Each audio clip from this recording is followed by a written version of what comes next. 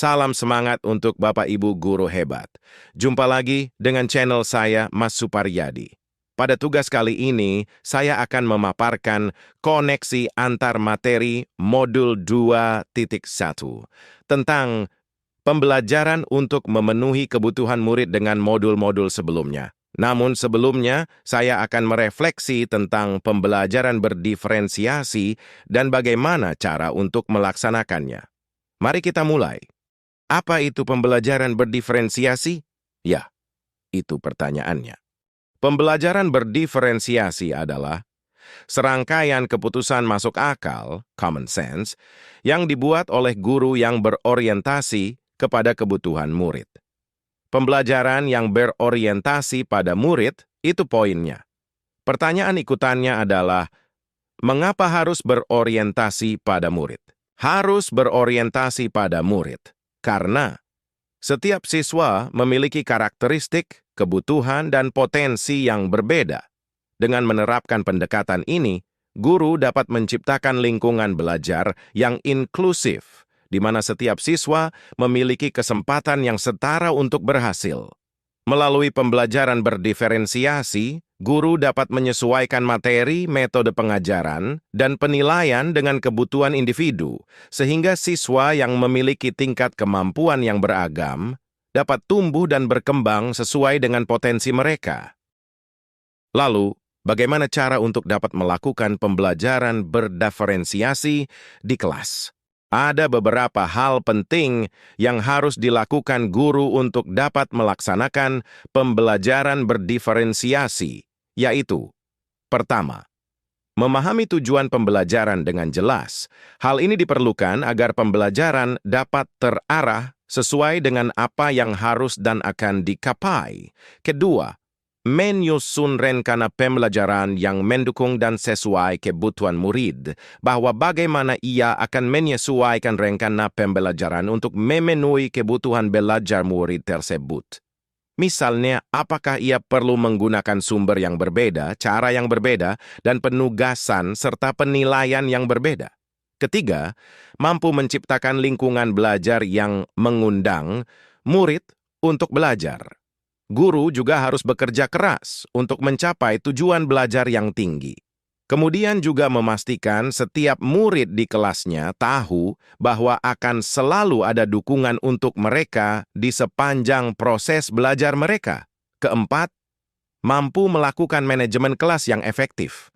Bagaimana guru menciptakan prosedur, rutinitas, metode yang memungkinkan adanya fleksibilitas, namun juga struktur yang jelas. Sehingga walaupun mungkin melakukan kegiatan yang berbeda, kelas tetap dapat berjalan secara efektif. Dan terakhir, melakukan penilaian yang berkelanjutan. Bagaimana guru tersebut menggunakan informasi yang didapatkan dari proses penilaian formatif yang telah dilakukan untuk dapat menentukan murid mana yang masih ketinggalan atau sebaliknya. Murid mana yang sudah lebih dulu mencapai tujuan belajar yang ditetapkan. Selanjutnya, agar pembelajaran berdiferensiasi dapat berjalan, guru harus mengetahui pula akan kebutuhan belajar murid. Tomlinson dalam bukunya yang berjudul How to Differentiate Instruction in Mixed Ability Classroom menyampaikan bahwa kita dapat mengkategorikan kebutuhan belajar murid paling tidak berdasarkan 3 aspek, yaitu kesiapan atau readiness murid, minat murid, dan profil belajar murid. Kesiapan belajar atau readiness murid dalam konteks pembelajaran berdiferensiasi mengacu pada tingkat kesiapan individual siswa untuk menerima, memproses, dan mengatasi materi pelajaran yang disesuaikan dengan kebutuhan mereka. Ini melibatkan pemahaman siswa terhadap tujuan pembelajaran, keterampilan prasyarat yang diperlukan, dan motivasi mereka untuk belajar. Minat murid dalam pembelajaran berdiferensiasi merujuk pada tingkat ketertarikan, motivasi, dan antusiasme siswa terhadap materi pelajaran yang disesuaikan dengan kebutuhan dan preferensi mereka. Ini melibatkan rasa ingin tahu, minat pribadi, dan koneksi emosional siswa terhadap topik atau konten pembelajaran. Sementara, profil belajar murid dalam pembelajaran berdiferensiasi mengacu pada pemahaman yang mendalam tentang karakteristik individu siswa, termasuk gaya belajar, preferensi, kekuatan, kelemahan, serta tingkat kesiapan kognitif dan emosional mereka.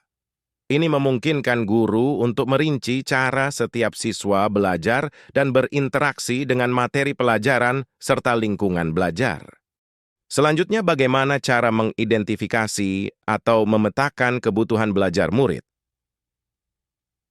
Ada beberapa yang dapat dilakukan guru antara lain, mengamati perilaku murid-murid, mencari tahu pengetahuan awal yang dimiliki oleh murid, mereview dan melakukan refleksi terhadap praktik pengajaran, membaca rapor murid dari kelas mereka sebelumnya, bertanya atau mendiskusikan permasalahan dengan murid, dan melakukan survei untuk mengetahui kebutuhan belajar murid. Pembelajaran berdiferensiasi adalah pendekatan pembelajaran yang disesuaikan dengan kebutuhan, kemampuan, dan gaya belajar individu, sehingga setiap siswa dapat mencapai potensinya dengan efektif. 3 strategi yang dapat dilakukan adalah diferensiasi konten, diferensiasi proses, dan diferensiasi produk.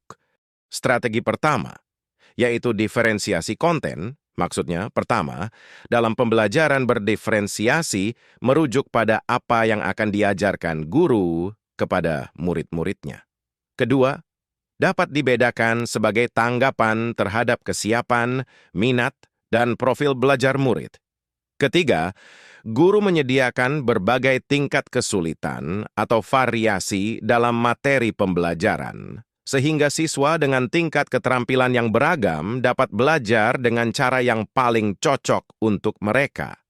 Dan ini penting diketahui bahwa diferensiasi hanya pada format penyampaian materi, tidak pada penurunan standar kurikulumnya. Untuk diferensiasi proses, poinnya adalah 1. Pengajaran yang disesuaikan. Guru merancang pengalaman belajar yang disesuaikan dengan kemampuan, minat, dan gaya belajar siswa. Ini mungkin melibatkan penggunaan berbagai metode pengajaran, sumber dan strategi pembelajaran. 2.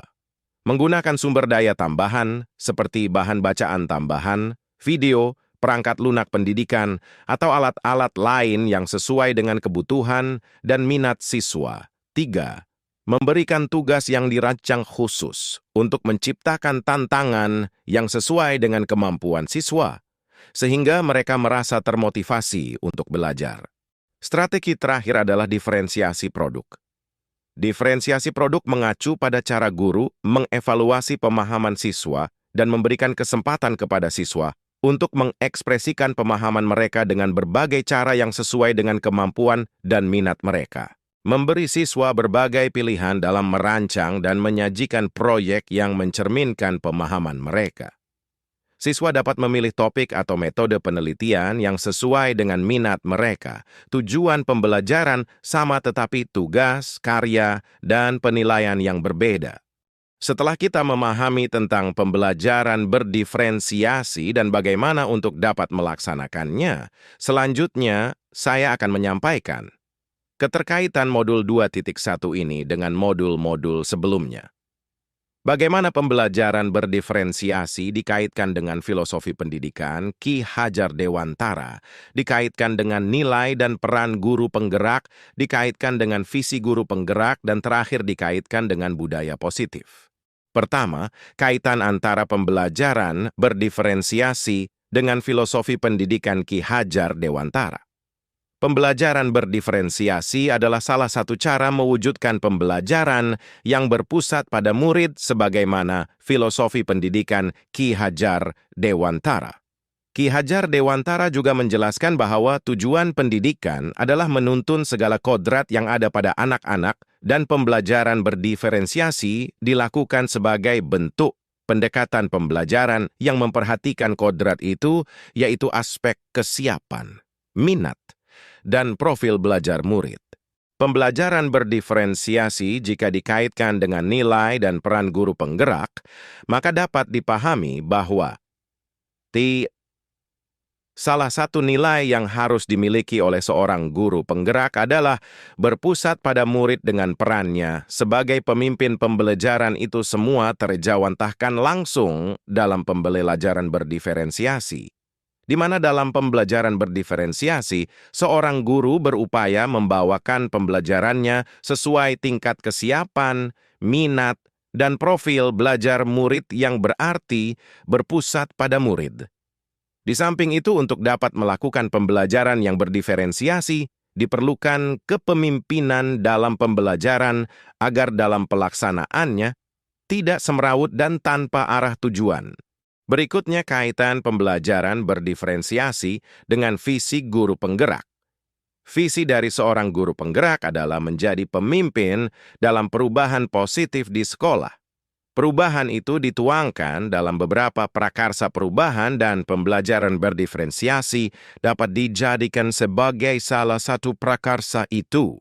Terakhir, kaitan pembelajaran berdiferensiasi dengan budaya positif. Sebagaimana kita paham bahwa salah satu hal penting yang akan ditumbuhkan dari budaya positif adalah disiplin positif, yaitu disiplin yang hadir dari dalam diri murid itu sendiri atau motivasi intrinsik, kesadaran dari dalam. Ini dapat ditumbuhkan melalui pembelajaran berdiferensiasi karena pembelajaran berdiferensiasi menjunjung tinggi keunikan, kesiapan, minat, dan profil belajar murid yang menjadikan murid merasa dihargai dan diberi kepercayaan.